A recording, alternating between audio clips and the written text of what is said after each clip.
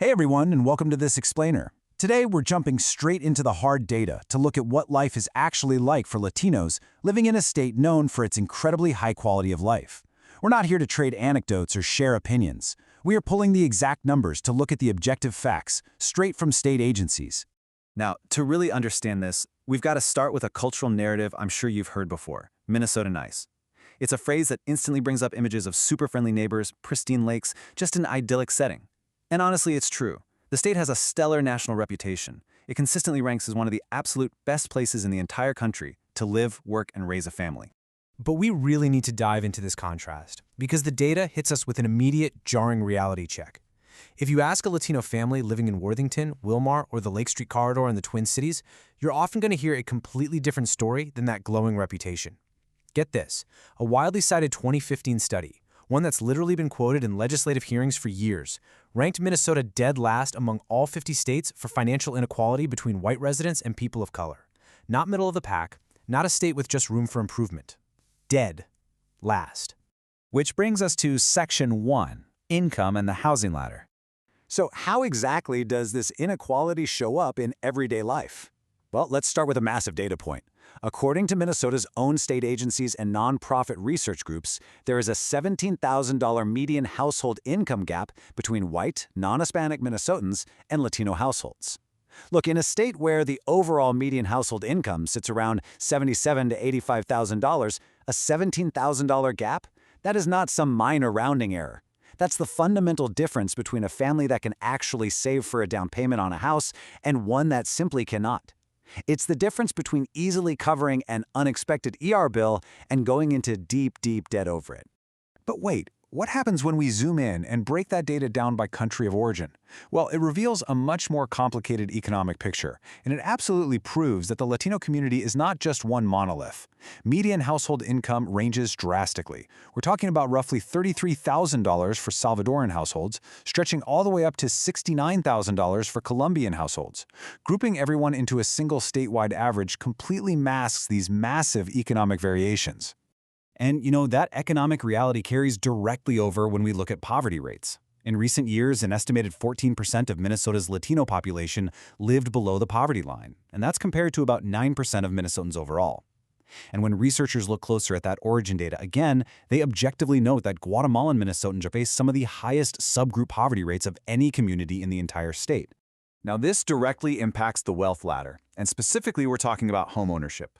Right now, roughly 50% of Latino households in Minnesota own their home, compared to a significantly higher share of white households. And again, look inside that Latino category. Puerto Rican households are at 35% ownership, and Guatemalan households are at 45%. So why does this matter so much? Because housing is how American families build wealth across generations. When you're locked out of the housing ladder, you aren't just missing out on a mortgage today. You are missing out on the generational wealth that your kids will inherit tomorrow. This takes a really heavy toll on the folks trying to navigate the housing market. Roughly 35% of Hispanic and Latino Minnesotans are considered housing cost-burdened. What does that mean? It means they're spending more than 30% of their total income just to keep a roof over their heads. And the data shows this burden is especially heavy for Ecuadorian, Puerto Rican, Salvadorian, and Guatemalan households. All right, let's pivot a bit to Section 2, Education, Progress with an Asterisk. Shifting over to education, let's actually start with a really hopeful piece of data. Did you know Minnesota's Latino population actually outpaces the national average for bachelor's degrees? It's true. We see 22% of the state's Latino population holding a bachelor's degree, which beats the 20% national average. And if we look at the trend line over a recent 6-year period, the rapid educational gains are just undeniable. Between 2015 and 2021, the number of Latino adults in Minnesota with a high school diploma shot up by 40%. Even more striking, those with a bachelor's degree or higher rose by 60%. As we go through all these numbers, we really have to hold both of these truths at the exact same time. Yes, there is absolutely a historical disparity, but there is also incredible, undeniable growth happening right now. However, here is the caveat to that progress, the asterisk. Just like with income, we have to disaggregate the data. Educational attainment varies wildly depending on a community's origin. For instance, over half of Colombian Minnesotans hold a bachelor's degree, compared to much smaller shares among other Latino groups. Plus, Minnesota's own Department of Education data repeatedly cites a persistent achievement and opportunity gap between Latino students and their white peers. So the progress is definitely real, but the gap, it hasn't closed yet. Let's look at a different kind of data now. Section 3. When bias becomes a crime. Pivoting over to safety, police reports give us hard, measurable, and honestly sobering data. In 2024, the state recorded a 25% overall jump in bias-motivated crimes. But if you look closely at those numbers, there was a sharp 64% spike in reported crimes specifically against Hispanic victims. That is one of the sharpest increases of any group they track, alongside a 44% rise for LGBTQ+ victims and a 35% rise for Black Minnesotans. And partially speaking, this direct state-level number mirrors a national trend. Preliminary federal data shows that anti-Latino bias recently hit record highs across the U.S., cracking the top 3 most targeted categories nationally for the first time in over 30 years.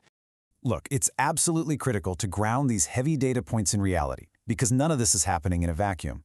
The source material shows us exactly what these systemic disparities look like in real life. It's a meatpacking worker in Worthington who literally helped rebuild the local economy, but is now 3 times more likely to be housing cost burdened than the neighbor down the street. It's a mother in St. Paul working 2 jobs, doing a kind of financial math that white families in her exact same zip code simply do not have to do. It's a teenager trying to be the very first in their family to get a bachelor's degree against incredibly steep odds. This disparity isn't just a headline. It's 100 small decisions and closed doors every single day. So, let's unpack the why. Section 4, behind the numbers, the nuance. How exactly did things get this way? The data alone doesn't prove that every single institution is acting with racist intent. Instead, researchers and Minnesota state agencies attribute these gaps to a very precise mix of historical and structural barriers. They point to historical patterns of segregation and lending discrimination that fundamentally shaped who could buy homes in the first place. They highlight language and immigration status barriers that severely affect access to credit and higher-paying jobs. And they identify broader structural factors that, by the way, also produced similarly large disparities for Black and Native Minnesotans in these very same data sets. Now, to balance the narrative, it is super important to look at the state's counter perspective here.